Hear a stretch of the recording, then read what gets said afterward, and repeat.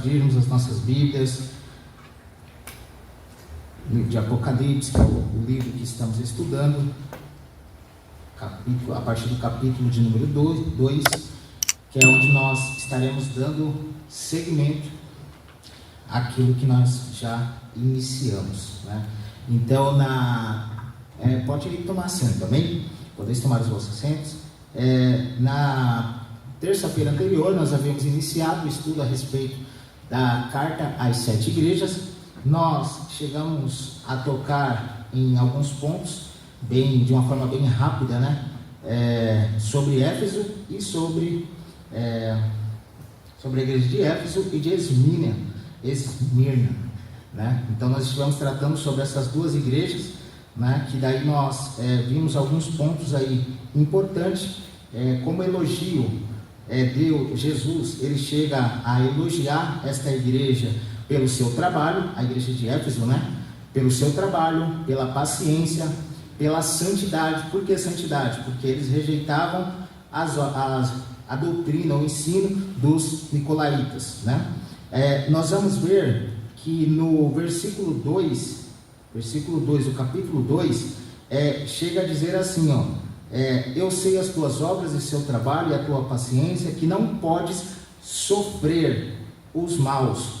Este sofrer aqui, ele está mais direcionado na questão de suportar. Ou seja, quando chegavam pessoas más, com ensinos errados, com doutrinas erradas, com posições erradas, eles não suportavam, eles não aceitavam aquilo, então eles rejeitavam. Pois bem, aí nós tratamos sobre isso. Aí Jesus, ele deixa uma repreensão para esta igreja, que eles haviam abandonado o primeiro amor. Foi onde nós citamos aí o texto que se encontra em 1 Coríntios capítulo 3, que vai falar lá sobre a excelência do amor. O amor tudo suporta, tudo crê, tudo espera, né? E que ainda que se entregue o corpo para ser queimado, se não tiver amor, nada disso lhe aproveitaria. Ou seja, se nós fizermos a obra do Senhor sem amor, se nós andarmos sem este amor verdadeiro e genuíno, automaticamente de nada nos vale querer ser bons samaritanos, né? Vamos assim dizer, usar a expressão assim, querer dar brindes, recursos, tantas coisas só para ficar bonito na fita, né? Só para ficar bonito ali na filmagem. Inclusive hoje em dia se faz muito isso, na influência, vai lá, dá um dinheiro para uma pessoa que está precisando, aí filma, depois joga lá para ganhar like e tudo mais. Então assim, o pouquinho que ele dá ali do dinheiro, aí ele vai gravar os likes, aquele dinheiro volta para a mão dele, entende? Então assim, aqui nós vamos perceber a importância do amor nos nossos dias. Esses dias mesmo, quem não viu a situação em que um monte de gente estava lá filmando a moça que ia pular, né, de corda, só que esqueceram de colocar a corda. Um monte de gente filmando, mas ninguém se atentou, né? Porque mais importante é filmar o momento, né? Ganhar os likes e tudo mais, enfim. Pois bem, e nós vimos aí o que aconteceu, o desfecho da história. Mas, aí discorremos sobre isso, discorremos a respeito de uma orientação em que Jesus chega a dizer para que eles venham lembrar de onde eles haviam caído e que eles viessem a se arrepender e viessem praticar as primeiras obras. As primeiras obras, quando você começa, você inicia com todo afinco, com toda disposição, com todo vigor, mas chega um tempo que você vai esmurecendo, né? Eu mesmo trabalhei um tempo na Porto Seguro. Que bênção, era um sonho que eu tinha de entrar na Porto Seguro. Tentei em 2015, aí basicamente foi aprovado, mas de última hora eu mudei de ideia, quis ir para outro lugar e fui embora. Aí depois ficou aquele negócio, rapaz, eu joguei fora uma oportunidade daquela, eu vou tentar de novo. Em 2019 voltei lá e passei, entrei, né, consegui entrar, passei, tudo mais, fiquei lá 3 anos e meio, já desanimei. Já falei, já não é mais, não tem mais aquele brilho aqui, o ambiente para mim. Já não tem mais o brilho. Não tem mais o brilho, porque eu estou aqui, ninguém é promovido, eu não fui promovido, as mesmas pessoas estão na mesma posição, então aqui o brilho sumiu, né? Pastoral, o brilho desapareceu. Enfim, aí o que eu fiz? Vou começar a estudar análise de desenvolvimento de sistema, vou migrar para a área de TI e pronto, e aqui estou feliz onde estou, pronto, o negócio melhorou, os olhos voltaram a brilhar e estamos seguindo aí. Então a gente vê que na caminhada cristã não é muito diferente. Você começa com todo ânimo, com todo, né, mas aí chega um tempo que você começa a ver, e ainda mais quando diz respeito a obreiros, que quanto mais você vai entrando, mais coisas você vai vendo, que às vezes vai te desanimando. Você começa a ver que nem tudo era como você pensava, né? Nem tudo que brilha é ouro. Aí você enquanto você entra, você vai percebendo algumas coisas, né? Alguns critérios, algumas coisas são exigidas a mais aí do obreiro, né? Algumas cargas, responsabilidades que ele vai carregando aí, e que isso vai automaticamente, se ele não tiver certeza da chamada dele, ele acaba até desviando, né? Como por isso que a gente sai por aí, a gente vê aí presbíteros, pastores que se desviaram certamente por alguma frustração, não conseguiu se manter firme. Mas a orientação aqui é lembrar de onde caiu, arrepender e praticar as primeiras obras. E daí ele faz uma promessa. A promessa é dar-te-ei de comer da árvore da vida. A árvore da vida, comer da árvore da vida, obviamente já é o quê? Para usufruir de vida eterna, vai estar livre da mortalidade, né? Já não vai haver mais morte. A vitória sobre a morte, nós vamos ver aqui que é uma herança, né, celestial. Nós vamos ver que o que Adão perdeu, que era o que? O privilégio de poder estar habitando ali no Jardim do Éden, podendo se alimentar da árvore da vida, algo que ele perdeu, agora seria restaurado. Amém? Aí depois nós entramos na igreja de Pérgamo. A igreja de Pérgamo, nós vamos ver que o cenário dela, ela apresenta alguns pontos aqui importantes a destacar. Primeiro, nós vamos ver que havia muitas curas ali em Pérgamo, onde essas curas elas eram atribuídas ao deus serpente, que é Esculápio. Nós vamos ver que o texto sagrado, no versículo 13, ele chega a dizer: eu sei as tuas obras e onde habitas, que é onde está o trono de quem? O trono de Satanás, né? Nós vamos ver que quando ele vai dizer a respeito do trono de Satanás, mas o trono de Satanás está onde, irmãos? Aonde que está o trono de Satanás? Porque aqui a carta é dirigida para quem? Para Esmina. Nós estamos na Esmina, aqui no versículo 13. Esmina. A carta é dirigida para Esmina, certo? Mas só que... Opa, desculpa. Eu estava citando de Pérgamo. Eu atravessei tudo aqui agora, gente. Vamos lá. É que eu fiz uma sequência. Então vamos lá, vamos corrigir aqui. Vamos ajustar aqui. Voltando aqui para Esmina, né? Esmina, na verdade, era uma cidade rica, tá? Era uma cidade rica e muito influente, né? Nós vamos ver que ali havia em Esmina um porto comercial, havia o centro também ali do culto ao imperador. Então foi isso que nós destacamos na terça-feira passada a respeito de Esmirna, né?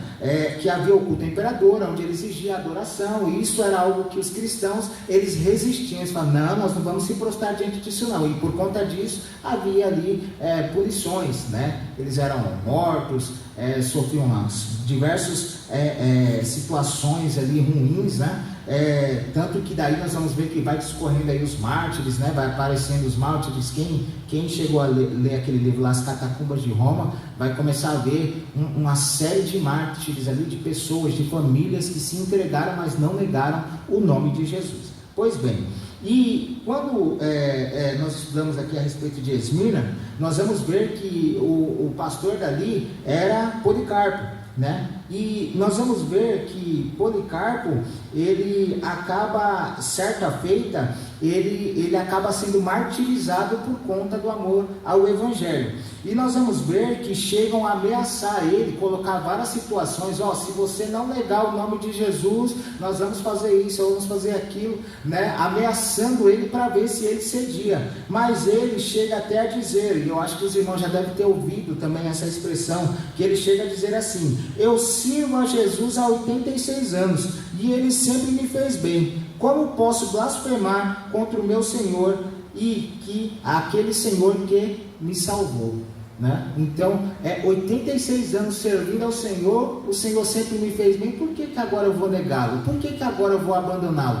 E nós vamos ver que ali ele acaba morrendo, ele acaba sendo um mártir ali, né? O pastor de Esmirna.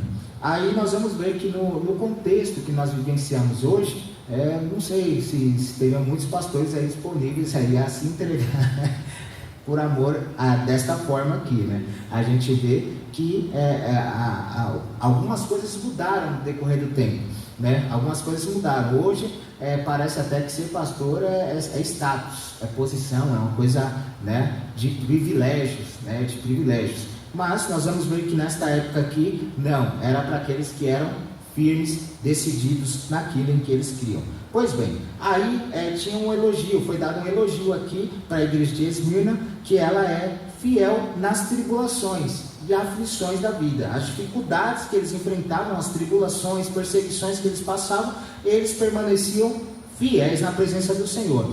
E o que é interessante notar é que esta igreja aqui, ela era uma igreja pobre, que não tinha dinheiro, não tinha recursos. Porém, quando Jesus olha para ela, ele diz: vocês são pobres materialmente falando, mas espiritualmente falando, vocês são ricas. Você é uma igreja rica, vocês são uma igreja rica. Rica o quê? Espiritualmente. Porque nós vamos ver que esta igreja aqui é uma das primeiras que não recebe repreensão de Jesus. Ou seja, é uma igreja que está caminhando bem, que está caminhando direitinho, que está fazendo tudo certo.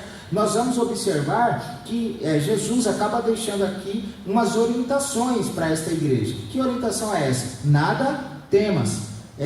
Aí o que seria isso? Por quê? Porque haveria de vir prisões, tentações, tribulações, mas a resposta de Jesus para eles diante deste cenário é: ser fiel,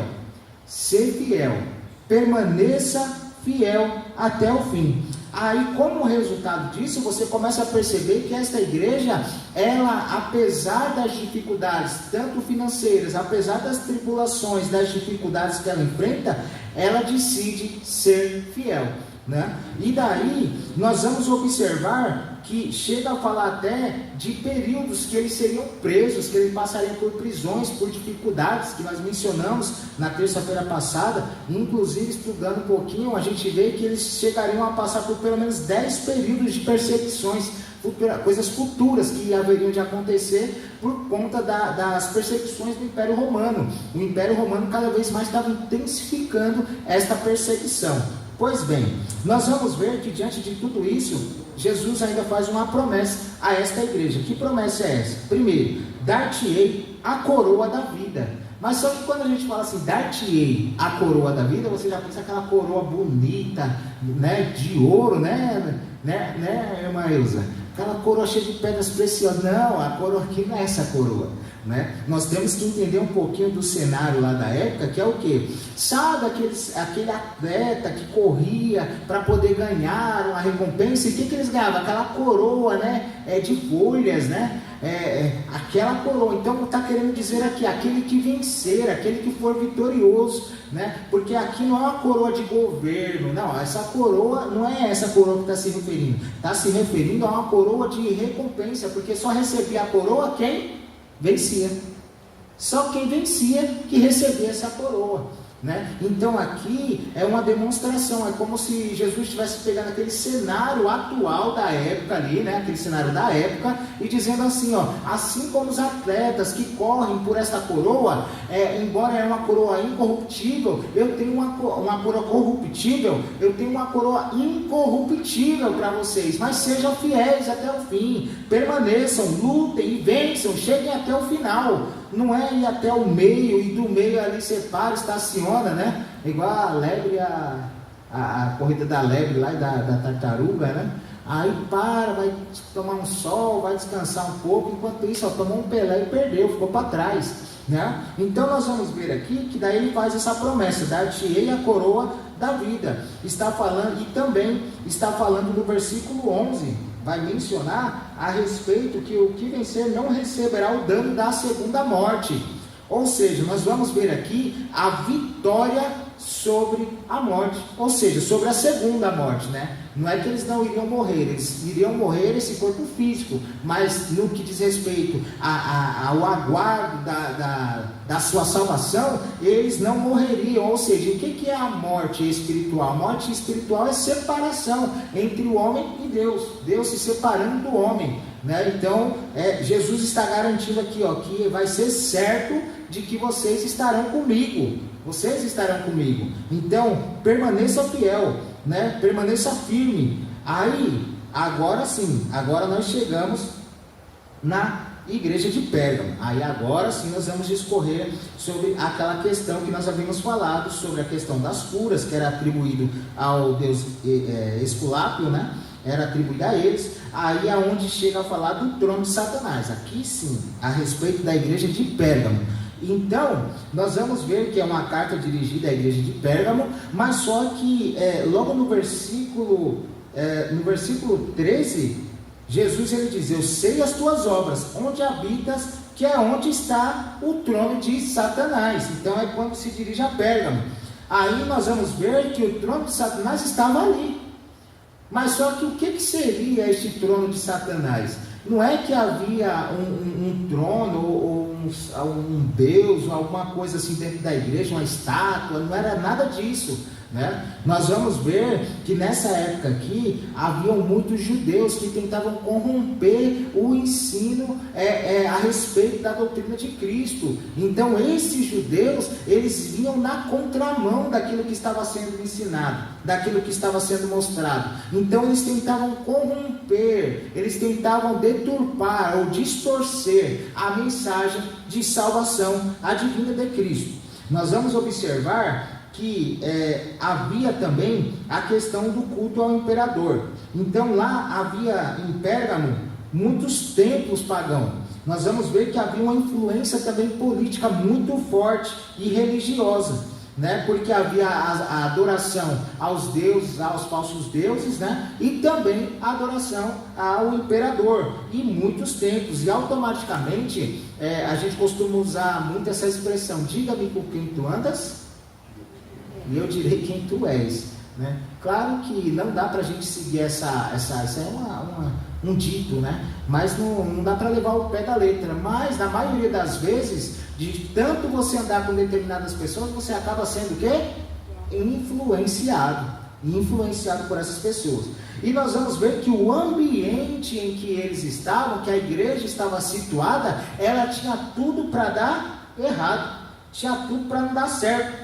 Só que daí nós vamos ver que Jesus ele acaba dirigindo um elogio aqui para essa igreja de Pérgamo, que é o que? Retens o meu nome e não negaram a fé. Isso está no versículo 13 mesmo, que vai dizer assim, ó: e retens o meu nome e não negaste a minha fé, ainda nos dias de Antipas.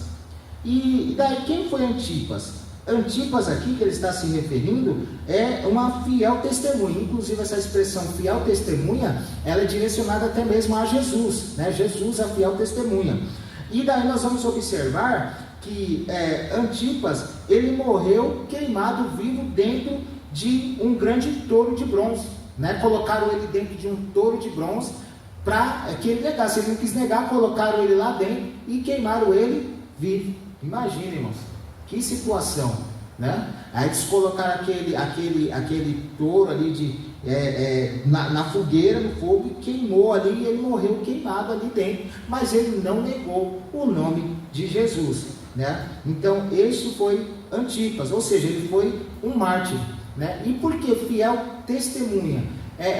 No sentido de que ele recebeu a mensagem, ele recebeu a palavra, e mesmo assim ele quis testemunhar ou mostrar através da sua vida que valia a pena permanecer fiel, permanecer firme na presença do Senhor, zelando por aquilo que ele recebeu, que foi a mensagem de salvação.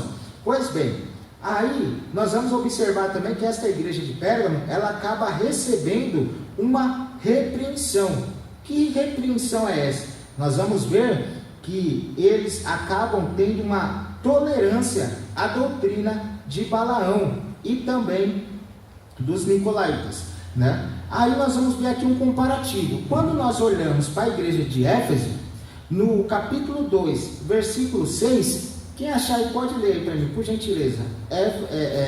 No capítulo 2, versículo 6, o que diz aí?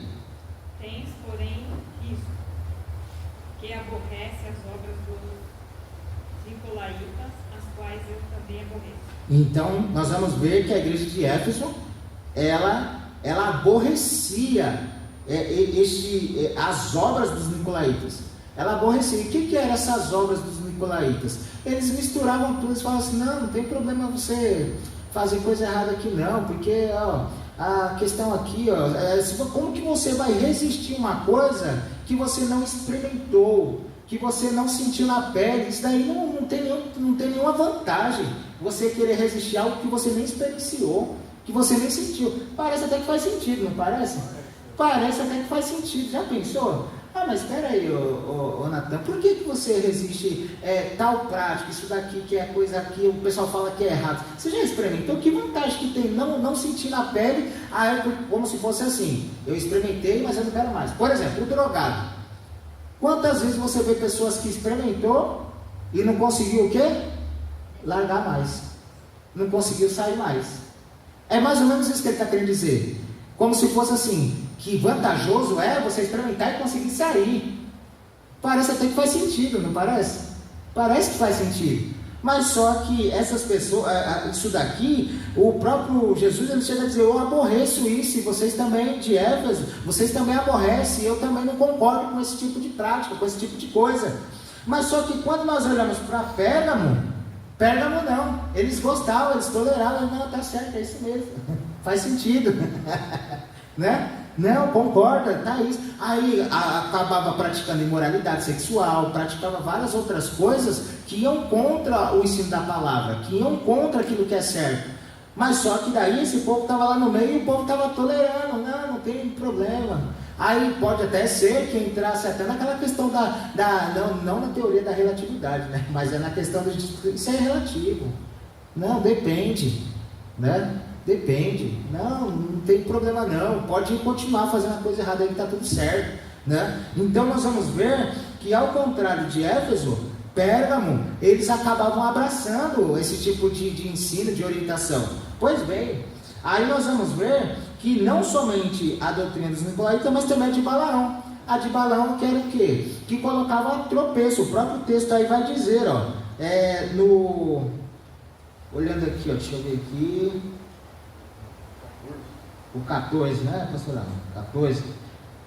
Ó, mas poucas coisas tenho contra ti, porque tens lá os que seguem a doutrina de Balaão, o qual ensinava a Balaque a lançar tropeço diante dos filhos de Israel, para que comessem dos sacrifícios da idolatria e se prostituíssem.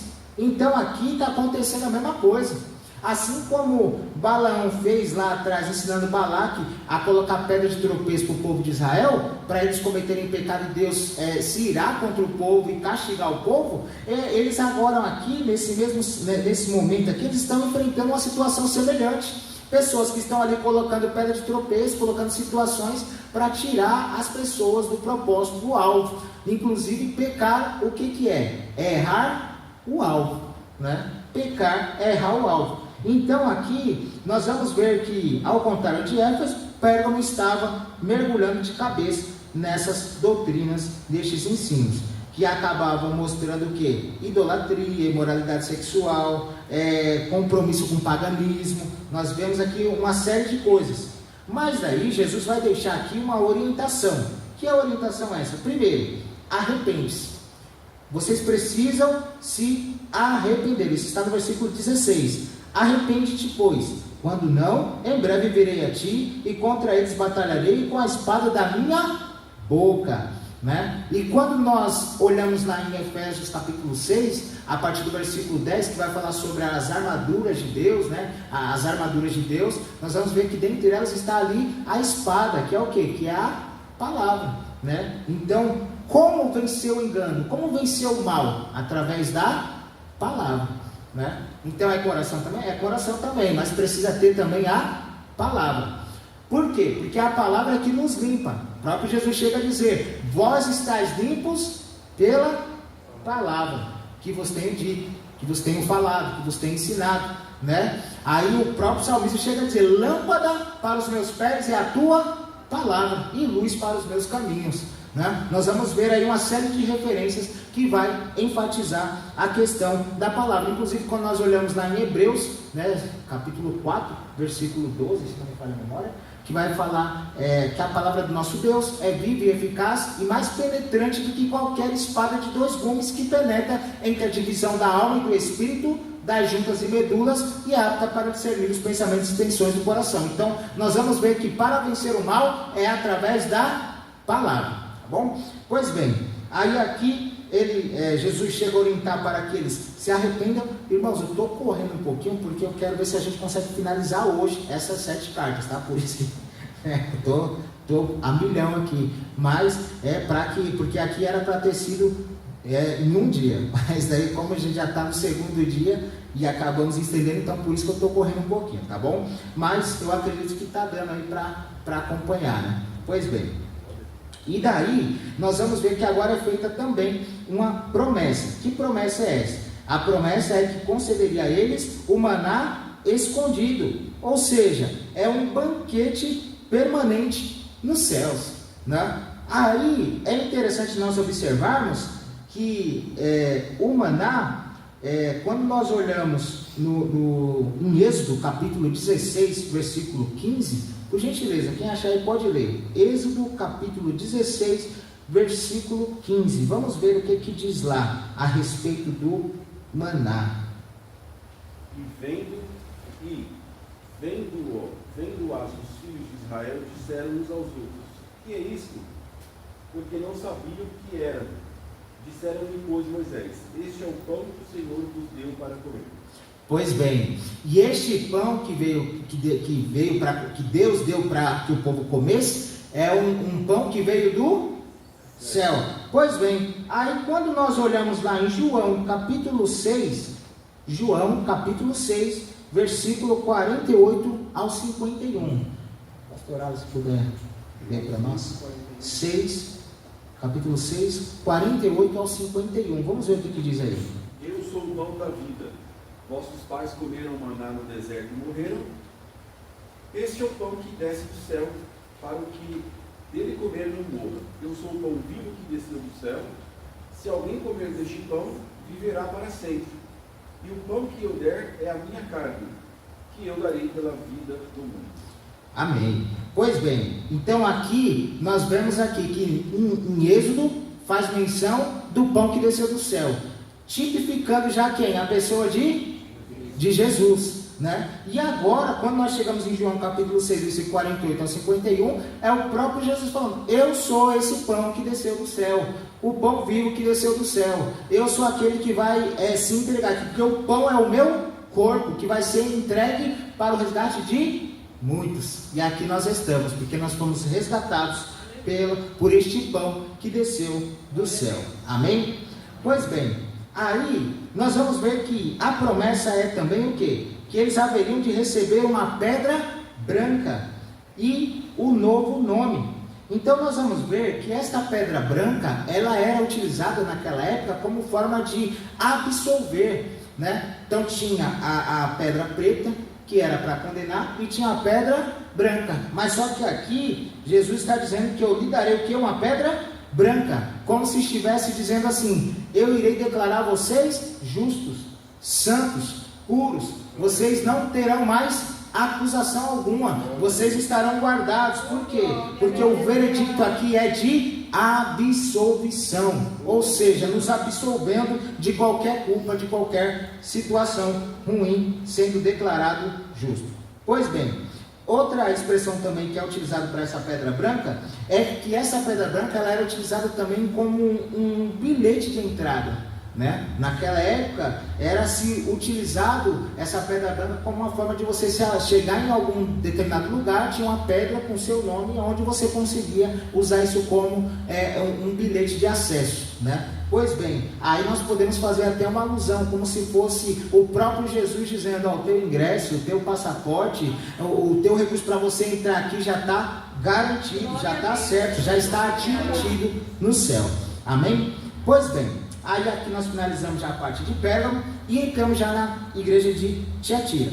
Tiatira era uma cidade menos importante politicamente do que Éfeso e Esmina e Pérgamo, mas possuía forte atividade comercial e industrial.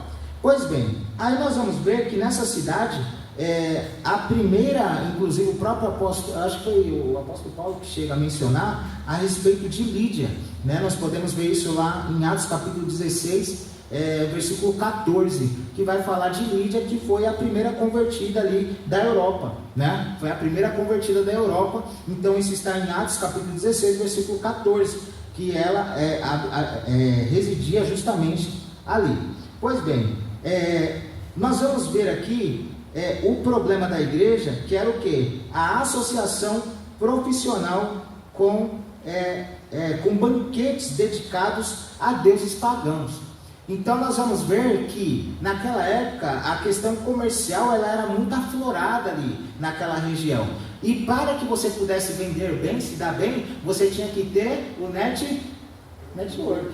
Network, é o que a gente chamou de network, né? Tinha que ter o contato, sair, vamos lá tomar um café, vamos conversar, vamos ali, eu te pago um café, e iam fazendo esse network, tal e tudo mais. Automaticamente você ia interagindo com outros comerciantes, fazendo negócio, encontrando oportunidades, né? E com isso o seu comércio, o seu negócio ia fluindo. Mas a partir do momento que você falava, não, eu não posso ir, porque aquele banquete que você está me oferecendo é um banquete tributado aos deuses pagãos, um banquete consagrado aos pagãos lá, aos deuses lá, falsos deuses. E daí os cristãos nessa época, eles tinham o quê? Não tinha esse negócio de network, não dava para ficar se envolvendo nisso. Por quê? Porque automaticamente eles estariam corrompendo a sua fé, maculando a sua vestimenta. E daí nós vamos ver que aqui, embora havia essa situação, mas os cristãos da época, eles se recusavam a participar disso, né? Por quê? Porque eles entendiam que era melhor perder as oportunidades do negócio do que perder a oportunidade de morar com Jesus no céu, né? Então eles entenderam que valia mais, mesmo passando por dificuldades, pelo seu negócio não fluir muito bem, eles entenderam que era melhor confiar e depender única e exclusivamente de Deus. Pois bem, aí Jesus vai deixar aqui um elogio. Esse elogio ele está no versículo 19, né? Eu conheço as tuas obras e o teu amor. Então vai falar do teu amor, o teu serviço, a tua fé, a tua paciência, e que as tuas últimas obras são mais do que as primeiras. Olha que interessante aqui. Ao contrário da igreja que acaba deixando o primeiro amor, eles agora, as obras deles estão melhores do que as da primeira. Porque o primeiro momento que chega com todo aquele ímpeto, com toda aquela vontade, agora está maior ainda, ou seja, eles entraram de cabeça mesmo. Eles falaram assim, para trás, nem para pegar impulso.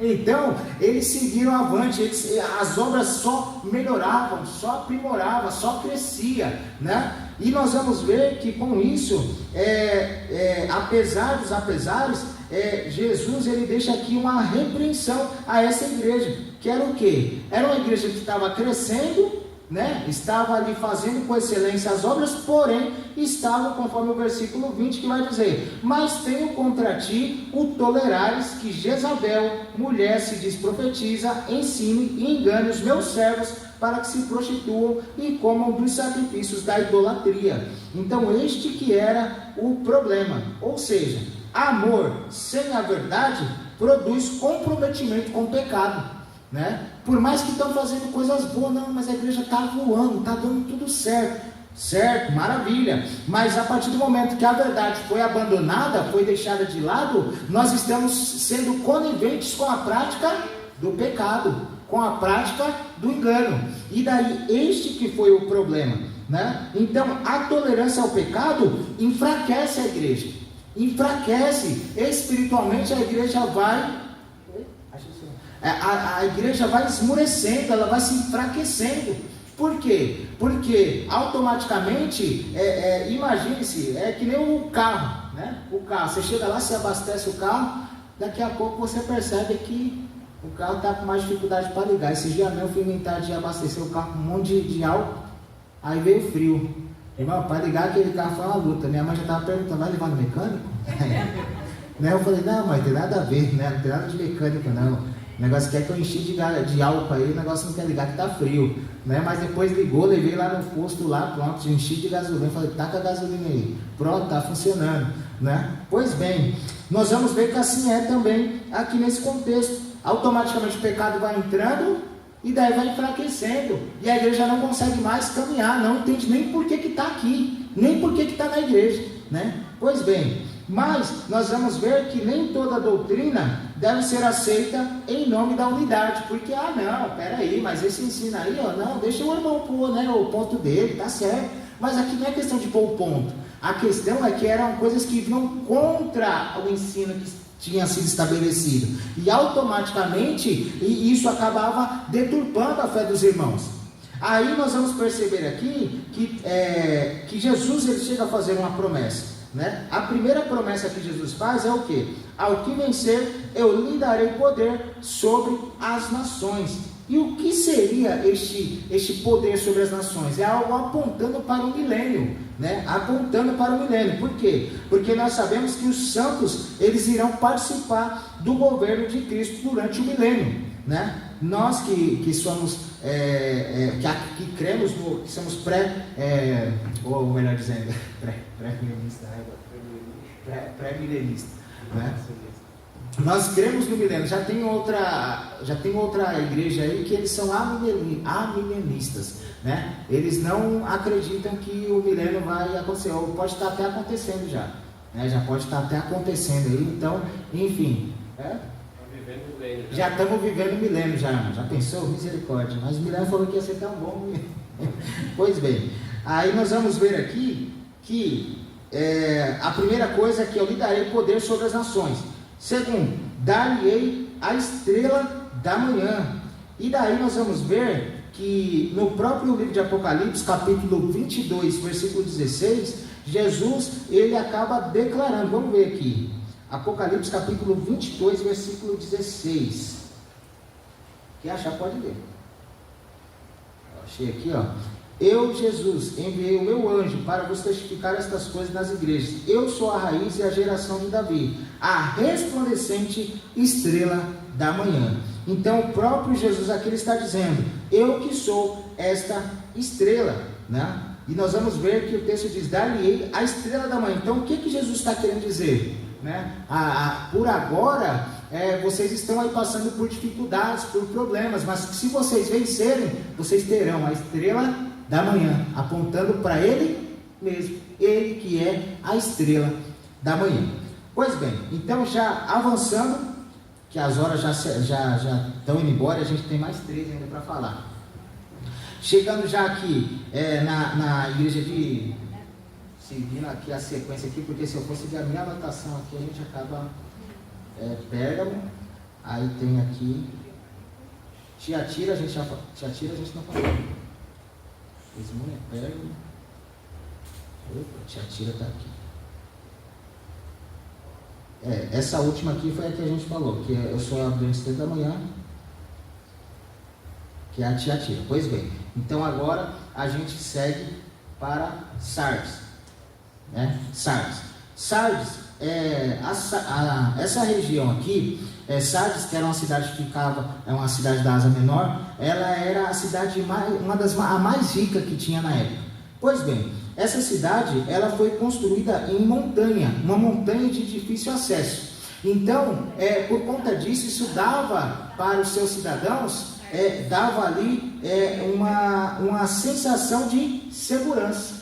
Porque se qualquer pessoa tentar entrar aqui, nós estamos num lugar de difícil acesso, nós conseguimos destruir qualquer inimigo que tentar se aproximar daqui. Pois bem, então eles se sentiam muito seguros, né? Eles se sentiam muito seguros. Porém, nós vamos ver que por 2 vezes esta cidade ela foi conquistada, por 2 vezes. E sabe por quê, Natan? Porque os soldados dormiram. Porque os soldados dormiram. Então, por algum momento, eles relaxaram na vigilância, ou dormiram, deixa eu dar uma pescada aqui, você fica de olho aí, tá tudo certo, né? É muito comum, né? Quem trabalha de segurança, ainda mais à noite, na madrugada e tudo mais, né? De vez em quando, abaixa ali o bonezinho, né? Tira uma cochila, enfim. Pois bem, mas nós vamos ver que por pelo menos 2 vezes essa cidade ela foi conquistada, por conta da falta de vigilância, né? Por conta da falta de vigilância. Isso ocorreu no ano 546 a.C. e no ano 214 a.C. Então foi nesses dois períodos que houve essa conquista, né, dessa cidade. Pois bem, aí quando nós chegamos aqui no versículo 3, do capítulo 3, nós vamos ver que diz assim, ó: lembra-te, pois, do que tens recebido e ouvido e guardado, e arrepende-se. E se não vigiares, virei sobre ti como ladrão, e não saberás a que hora sobre ti virei. Então, Jesus aqui ele acaba meio que, vamos dizer assim, eu acho que não seria a expressão correta, né? Ele meio que se aproveita de uma situação que a cidade vivenciou, de invasão, de conquista, por conta que não vigiaram, e daí Jesus acaba usando até meio que essa expressão aqui, dizendo: se não vigiares, virei como ladrão. Ou seja, fica atento, que vocês sabem que quando a vigilância ela é baixada, quando baixa a vigilância, a chance do inimigo entrar e roubar e fazer estrago é grande. Então, Jesus procura direcioná-los a respeito disso. Mas só que daí ele dá também um elogio a Sardes. Ele diz assim, que Sardes recebe quase, ou melhor dizendo, ele dá um elogio, mas meio que quase no dano, né? Meio que quase no dano. Porque ele chega a dizer aqui no versículo 4, vamos ver o que diz lá no versículo 4. Mas também tens em Sardes algumas pessoas em que não contaminaram suas vestes. Será que dá para encarar como um elogio? Nossa, parabéns, né? Que bom, né? Não, é bom que vocês, né? Vocês todos aí não vacilaram, né? Vocês todos ficaram atentos, né? Mas não, a expressão aqui vai dizer que algumas pessoas. Só que aqui o que chama a atenção, o que é interessante observar, é que mesmo em um ambiente que muitos estão fazendo errado, você não precisa fazer o que é errado. É essa a lição também que nós podemos extrair daqui. Que por mais que eram poucas pessoas que estavam ali ainda firmes no propósito, né? O texto vai dizer, algumas pessoas que não contaminaram as suas vestiduras, né? Nós vamos perceber que mesmo que você veja pessoas fazendo o que é errado, você não precisa se corromper também, você não precisa se contaminar também, muito pelo contrário, é esta a oportunidade de você mostrar que você é sal da terra e luz do mundo. Pois bem, aí nós vamos observar aqui, que aqui permanece alguns remanescentes fiéis, ou seja, ser a diferença, mesmo que, porque há aquela expressão, né, que a voz do povo é a voz de Deus. Não é nada, irmão. Não é nada, né? Toma cuidado com isso. Tá todo mundo, não. Aí sempre a gente usa essas expressões, né? Quando o menino quer fazer alguma coisa, mas todo mundo está fazendo. A mãe dele vai e fala: não, você não é todo mundo. Você não é todo mundo. Pois bem, e aqui nós vamos percebendo aqui, ó. Aí a repreensão que Jesus dá a essa igreja tens nome de que vives e estás morto. Isso é logo no começo, logo no versículo 1 aqui, ó. No versículo 1, já no finalzinho aqui, ó. Que tens nome de que vives e estás morto. Ou seja, alguém que estava vivendo de aparência. Então nós vamos ver que aqui a repreensão aqui é que, embora a igreja tinha boa reputação, tinha boa aparência, tinha nome respeitado, mas nós vamos ver que tudo isso era só aparente, era só aparência, era só o externo, né? É o externo. Pois bem, nós vamos ver que essa igreja aqui, ela espiritualmente estava o quê? Morta, mas parecia a aparência de que estava viva. Nós vamos ver que não era uma igreja perseguida como Esmirna. Você consegue perceber aqui que o inimigo nem precisa perseguir uma igreja que está vivendo de aparência? O inimigo não precisa nem, não, vou tentar derrubar aquela igreja que está aparecendo, que está, não, está só aparecendo, mas não tem nada. Não tem nada. Então aí que está o cuidado, irmãos. Aí que está o perigo. Porque assim, às vezes nós reclamamos das perseguições, das dificuldades que a gente enfrenta no dia a dia, mas se você está enfrentando, a glória a Deus, é sinal que você, porque ninguém vai tirar pedra em árvore que não está dando fruto. Vai tirar pedra somente em árvore que está dando fruto. Então se prepara que vai ter pedrada, vai ter dificuldade, não vai ser fácil mesmo não. E fique preocupado se estiver muito fácil. Se estiver dando tudo certo na sua vida, tome cuidado, alguma coisa deve estar fora do lugar. Né? Que é o contrário do que dizem, mas vem para Cristo aqui que é um mar de rosa. Mas a rosa tem os espinhos também, que machuca, que fere, né? Que tira sangue. Pois bem, aí vamos correr aqui que as horas já se avançam. Nós vamos ver que não era uma igreja perseguida, não era uma igreja imoral como Tiatira. Era uma igreja acomodada. Tá bom assim, do jeito que tá tudo tranquilo. Pois bem, mas só que daí Jesus chega a dar uma orientação. Que orientação é essa? Lembra-te do que tens recebido, ouvido e guarda-o. Arrepende-se. Isso nós vemos no versículo 3, né? Chega a dizer isso, para eles se lembrarem. Pois bem, e daí faz para eles uma promessa, que vocês receberão vestiduras brancas. Isso está no versículo 4, né? Quando fala da vestidura branca, está falando de pureza, de santidade, de justificação. Não apagarei o seu nome do livro da vida. Ou seja, é segurança, é honra para os fiéis, né? Você ter o seu nome ali garantido que estará escrito no livro da vida. Isso é uma honra, isso é garantia, segurança que Deus está concedendo a esses irmãos. E ainda diz assim: confessarei o seu nome diante do meu Pai. Isso está com base também em Mateus capítulo 10, versículo 32. Quem achar pode ler, Mateus 10, 32. Quem achar primeiro já... Será que tem Mateus na minha Bíblia aqui? Portanto, qualquer que me confessar diante dos homens, eu confessarei diante de meu Pai que está nos céus. Pois bem, então Jesus ele faz essa mesma promessa para a igreja de Sardes, né? Para a igreja de Sardes. Aí agora já chegando em Filadélfia. Filadélfia, ela tinha a missão de difundir a cultura da época e a língua grega para as regiões vizinhas, funcionando como se fosse uma espécie de cidade missionária, né? Então, nós vamos observar aqui que essa igreja Filadélfia, deixa eu ver, é isso mesmo, Filadélfia, nós vamos ver que a igreja possuía poucos recursos, era uma igreja pobre, né? Tinha pouca influência política.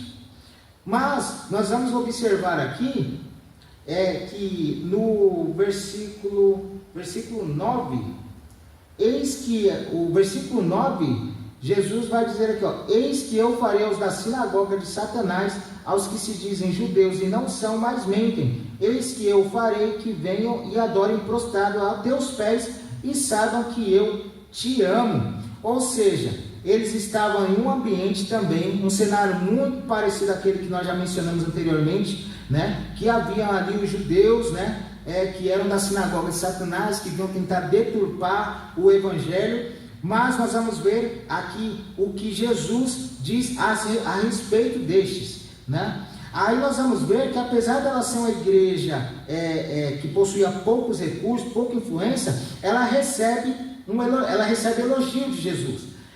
E o elogio que vem é a respeito da fidelidade dela à palavra, a perseverança e a lealdade a Cristo. Parecem até palavras correlatas, né? Parece que está falando da mesma coisa, né? Fidelidade, perseverança, lealdade. Lealdade, fidelidade, fica parecendo que é a mesma coisa. Mas não, se a gente parar para ver aqui, primeiro, fidelidade à palavra, né? Eles zelavam pela palavra, eles eram fiéis à palavra, eles não aceitavam qualquer coisa que viesse contra ou deturpasse aquele ensino que eles haviam recebido. Outra coisa, perseverança, perseveravam firmes naquele propósito. Eles eram perseverantes, mesmo diante das dificuldades, das limitações financeiras e tudo mais, eles eram perseverantes, eles persistiam firmes naquele objetivo. E também a lealdade a Cristo, ou seja, eles não abriam mão, eles não negavam a Cristo, eles permaneciam fiéis, leais à pessoa de Cristo. E daí, como recompensa, o próprio Jesus, ele chega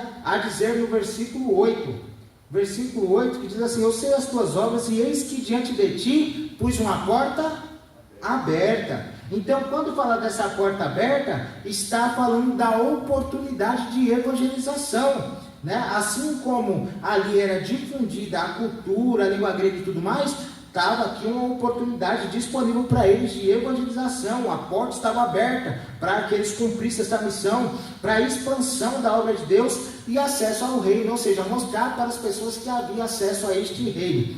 E daí, Deus, ele é aquele que pode abrir oportunidades que nenhum homem consegue impedir. Tanto que logo no começo, chega a dizer assim, que ele tem a chave de Davi, o que abre e ninguém fecha, e fecha e ninguém abre, demonstrando o que aqui? A autoridade, né? A autoridade de Jesus, que ninguém poderia revogar aquilo que ele determinou. Aí a gente lembra da passagem que diz: operando eu, quem impedirá? Não há quem possa impedir o operar de Deus. E o que é interessante nós observarmos é que esta igreja aqui é outra igreja também que não recebe nenhuma repreensão.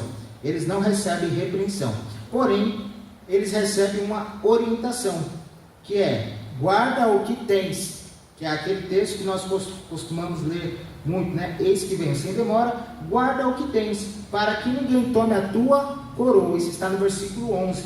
Versículo 11. Ou seja, guarda o que você tem. E quando fala esse guardar, é basicamente esconder, proteger, colocar em um lugar seguro, né? De forma que ninguém possa o quê? Roubar, né? Então, aqui nós já conseguimos perceber que aquele texto que diz: quem está de pé, cuide para que não caia.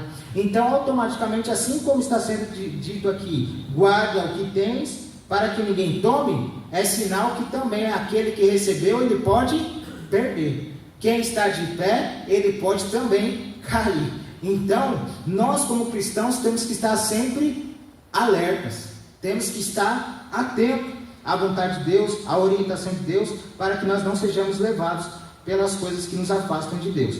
Pois bem, aí nós vamos observar aqui que referente à promessa que eles recebem, né, que a igreja de Filadélfia recebe, diz assim: eu te guardarei da hora da provação. E esse texto é um texto que nós utilizamos muito justamente para defender o nosso posicionamento, que nós somos pré-tribulacionistas, né? Então esse é um dos textos que nós utilizamos como forma de afirmar o nosso posicionamento. Porque é a hora, aqui está falando a hora, não está falando durante, não está falando depois. Quando chegar a hora, tchau. Na hora, então está falando da hora. Antes. Exato. Antes de chegar a hora. Exato. Eu estou entendendo aqui. Da hora, exato, é isso mesmo.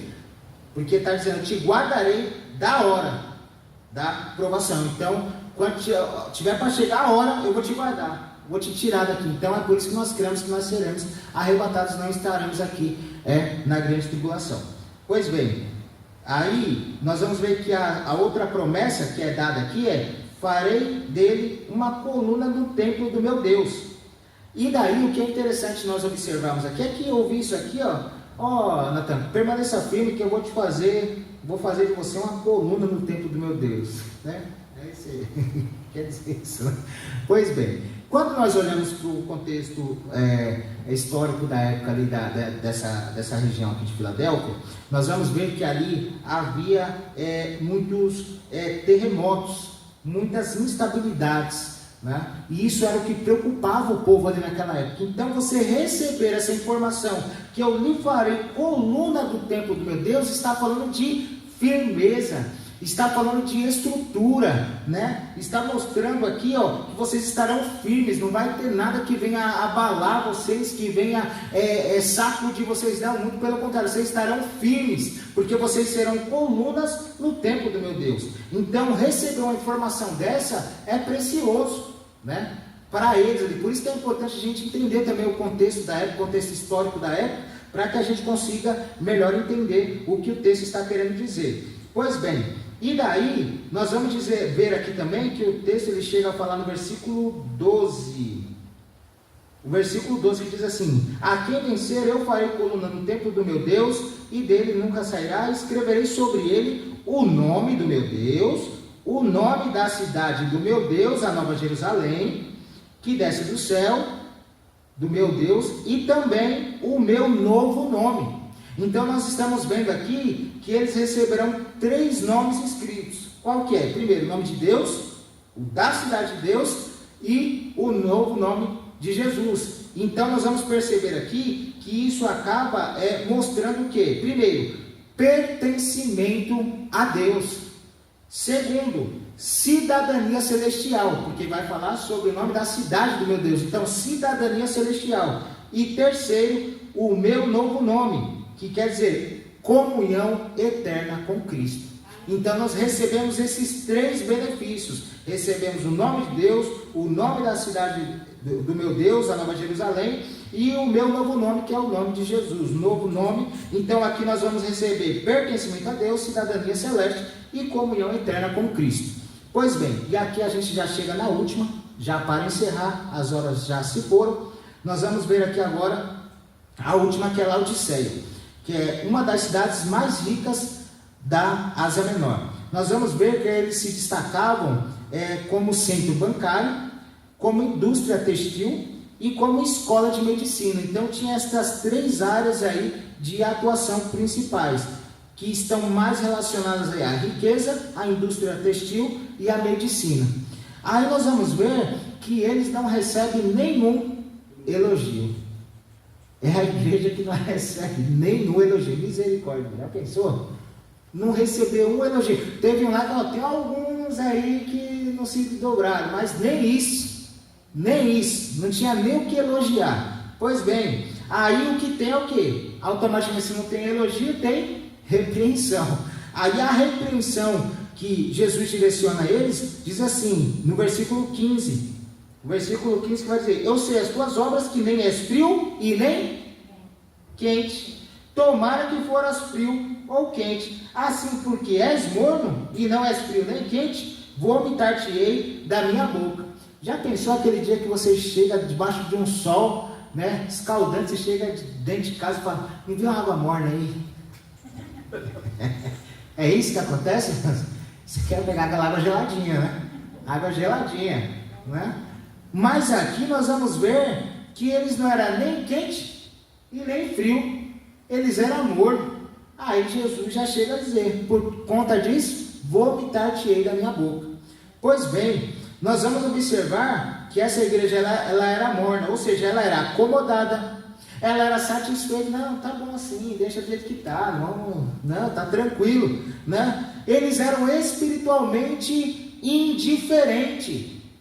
Fazia tempo que não sentia mais a presença de Deus, mas não, tá tranquilo, vamos lá só bater o ponto, ver o pastor me viu, tá tudo certo, né? Tá beleza, né? Mas nós sabemos que não é dessa forma que funciona. Então nós vamos ver aqui como resumo, eles se achavam eles tinham autossuficiência espiritual.